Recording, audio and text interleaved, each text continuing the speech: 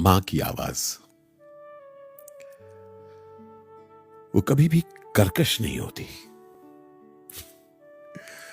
जब वो डांटती भी है तभी उसके पीछे की मिठास, उसका एहसास हमें होता है।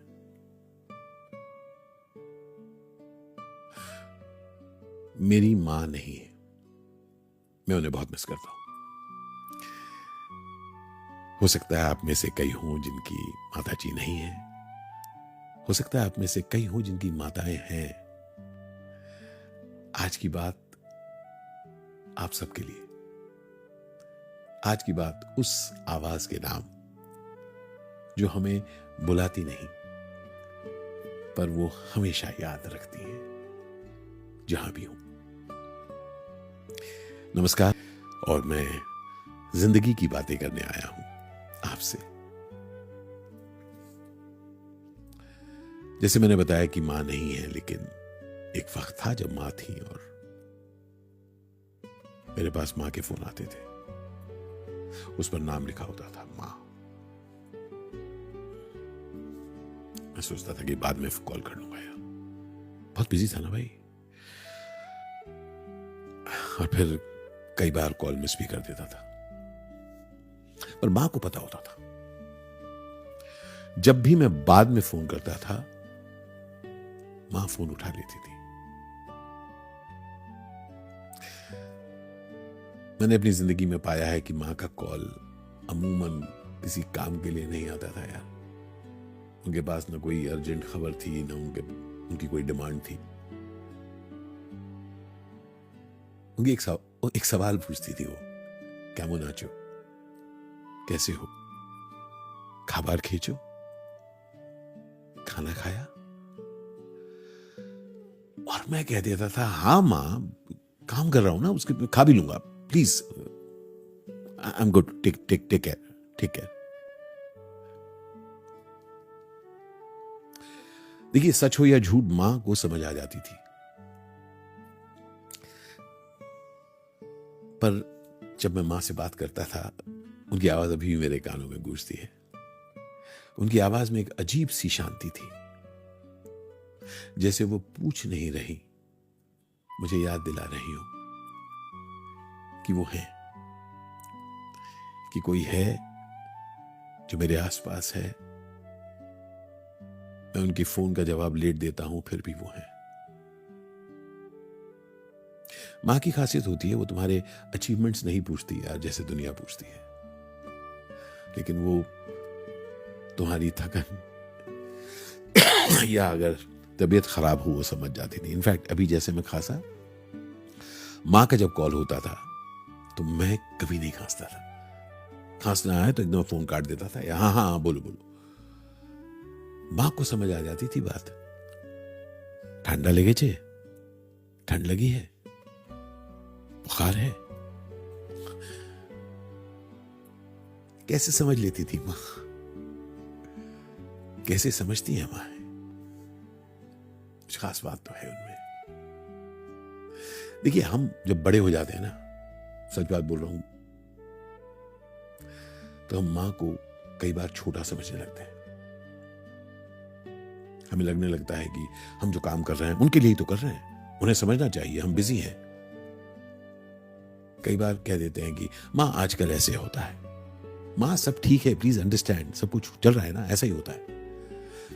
पर सच ये है कि सब ठीक नहीं है ना। सब ठीक है से गहरी है ये रिलेशनशिप जो मां और बच्चे की होती है, क्योंकि वो एक्चुअली पूछती कम है, वो दरअसल जानती बहुत ज्यादा है, क्योंकि बड़ा किया है भाई हमको उन्होंने।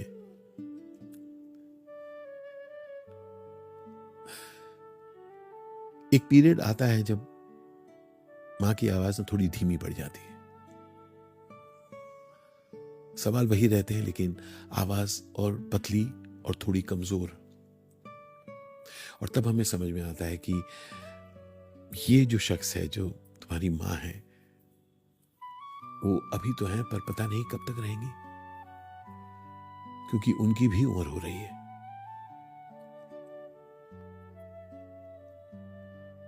ये बात मैंने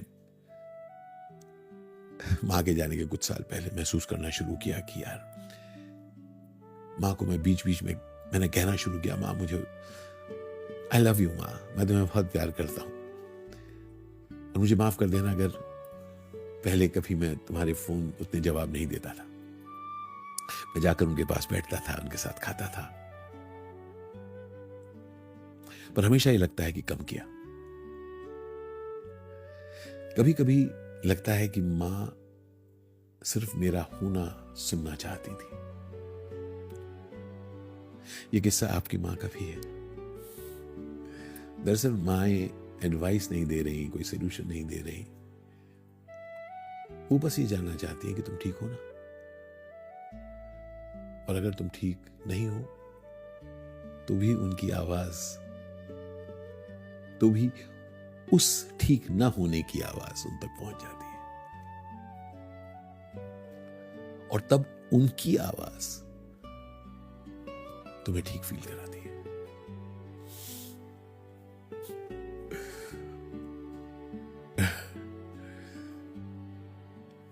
अगर आज आपकी मां आपके पास है तो उनकी आवाज आज सुन लीजिए, फोन कर दीजिए,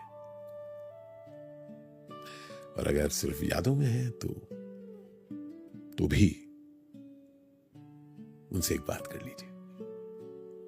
उनको आपकी बात, आपकी आवाज सुनाई देती रहेगी जहां भी हो, ऐसा मैं यकीन रखता हूं। मां है जहां भी है, आपकी, मेरी, हम सबकी, क्योंकि मां की आवाज वो डिस्टेंस और जिंदगी और मौत नहीं मानती, वो हमारे दिल से जुड़ी है, हमारी जिंदगी से जुड़ी है।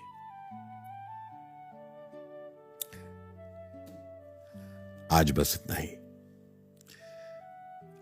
अगर कॉल करने का मन करे तो कर लेना अपनी मां को, और अगर सिर्फ याद आए, अभी कॉल करने का मन नहीं कर रहा, तो भी कोई प्रॉब्लम नहीं, याद कर लो उन्हें, कल सुबह उठ के कर लेना। देखिए, मां की आवाज रहेगी, सवाल यह है कि क्या आप उसे सुन पाएंगे। मिलते हैं अगली बार खुद से थोड़ी बात करने के लिए। अगर आपको ये बातचीत का सिलसिला अच्छा लगा तो प्लीज कमेंट्स में बताइएगा। इस वीडियो को अपने दोस्तों के साथ आप शेयर भी कर सकते हैं, क्या पता किसी की जिंदगी में कोई इतवार हो जाए। मैं मिलता रहूंगा आपसे। गुड नाइट, शब खैर, शुभ रात्रि।